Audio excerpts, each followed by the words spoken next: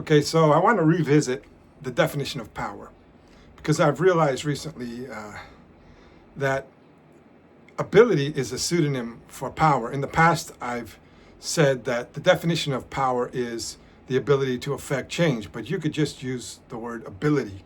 And since there is a lot of confusion or lack of understanding as to what power is, I think it would be better to use the word ability. I'm going to start using the word ability, except in certain circumstances where power fits better. Like the competition for power. The competition for power sounds better than if I say the competition for the ability to get everyone to agree on a plan, which is what the competition for power is. It's a competition to get everyone to agree on a plan for what we're going to do with, or how we're going to build the world and the human society living on it, how we're going to structure the society, the rules, the laws, the morality, etc., and then what we're going to build, how we're going to build it, or we're going to allow, not allow, etc. We're building something. That's what the competition for power is all about, building the world. We have the ability to build, to change the world. And so the question becomes, how? How are we going to change it? What are the plans going to be? And there's a lot of fighting over what the plans should be. And we're all trying to get the ability to get everyone to agree on a plan. And of course, there are the methods to get everyone to agree through coercion, through trade, or through voluntary agreement. And let me give you some examples of how the word ability and the word power are interchangeable. If you say, I have the power to change my life, you could also say, I have the ability to change my life. It sounds exactly the same, right?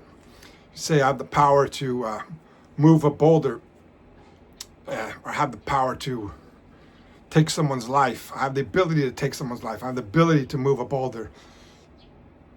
Sometimes you have to change the wording a little bit, but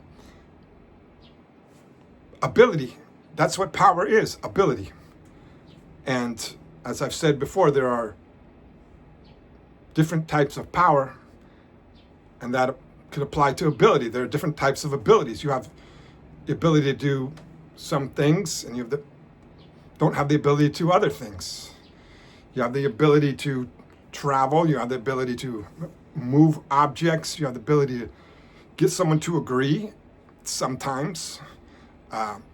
You could have different abilities, and I think that definitely helps people understand what power is. If you use the word ability, many people don't really understand what power is. They have a vague conception of what power is, but they don't really understand it. And power is used as this general term, like we want power. People want power. Well, people want ability. They want the ability to do things. So it's definitely, I think, a big help to use the word ability. And so I'm going to start using the word ability instead of the word power to help people understand what I'm talking about. Because I know not only does it make more sense to people, but the word ability isn't demonized the way power is. People often think of power as a bad thing. Power corrupts. Does ability corrupt? Does ability corrupt? If you have the ability to do things, are you corrupted?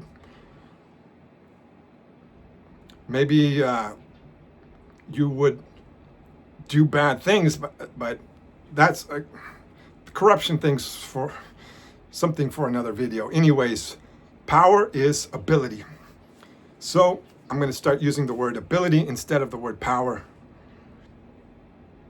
Thanks for watching.